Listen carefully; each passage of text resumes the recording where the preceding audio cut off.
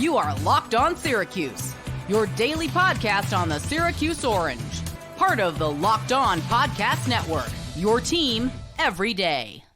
Kiyan Anthony on Friday announced that he is headed to Syracuse, giving the Orange its fourth commit in the class of 2025. Well done. That's terrific. Now, where does Syracuse go from here? Should they be done recruiting in 2025? Leave a comment in the comment section below your thoughts right now, because I'm going to get to them in just a moment. I just want to get a little bit of housekeeping out of the way for you guys.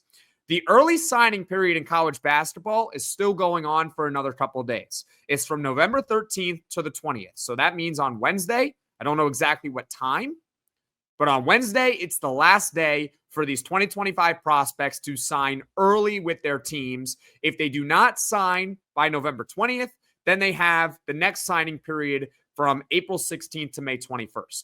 The reason why I bring that up is because, first of all of the prospects Syracuse has in 2025 have signed. It's official.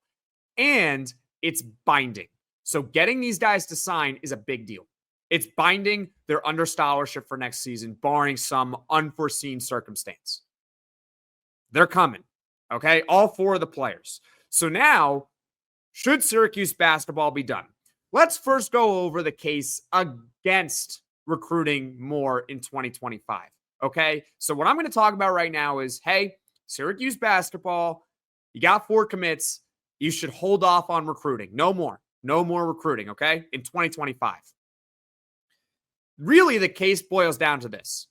You need flexibility for the transfer portal.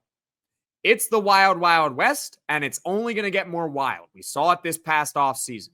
Players going, players leaving, and you don't know which ones are going to do it. You really don't know. Players can also change their minds. Some are more predictable than others, but you really, at the end of the day, have no clue what's going to happen.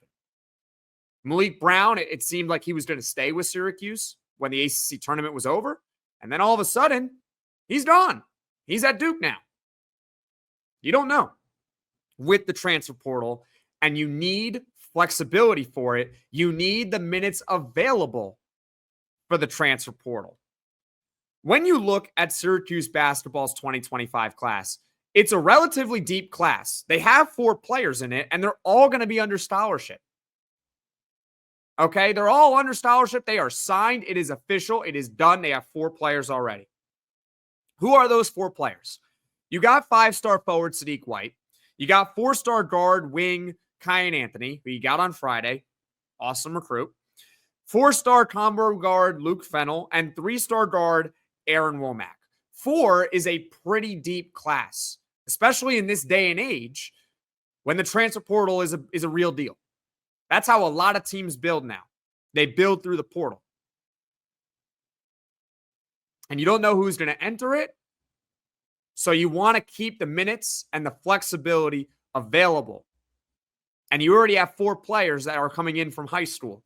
And if you look at the class even deeper, 2 of those guys already are blue chippers. Kiyan Anthony and Sadiq White. 2 top 50 prospects. Sadiq White's ranked as high as 15th over on ESPN. He's a 5-star. Kiyan Anthony is one of the best 4-stars in the country. Top 50 player.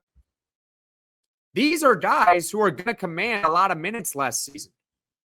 You might have Sadiq White being the starting 4. You might have Kiyan Anthony being the starting 2. So that's already some flexibility in the portal taken away. Now, they're elite prospects, so you're fine with that. But that is the reality. How many more high school players can you get before you start saying, I don't know if they might lose their flexibility eventually? Luke Fennell. I don't think he's going to be the starting point guard next season, but the scouting reports do say about him that he could be a day one contributor. He's kind of a hybrid between developmental and someone who can contribute right away. That's Luke Fennell. So he's going to be in the guard rotation next season. And we'll get to the overall roster outlook on tomorrow's podcast for next year. But you could also have a guy like Elijah Moore coming back. We don't know what's going to happen with J.J. Starling. You need to have flexibility. And that could be potentially 3 guards already. for next year. Who else? Aaron Womack. He's a developmental guy. So I don't think he's going to play much next year, if at all.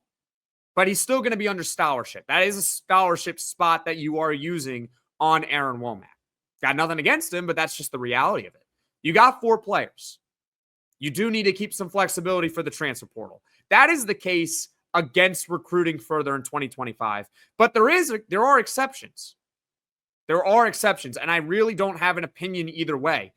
And that's why I'm kind of breaking this up into 2 parts this segment.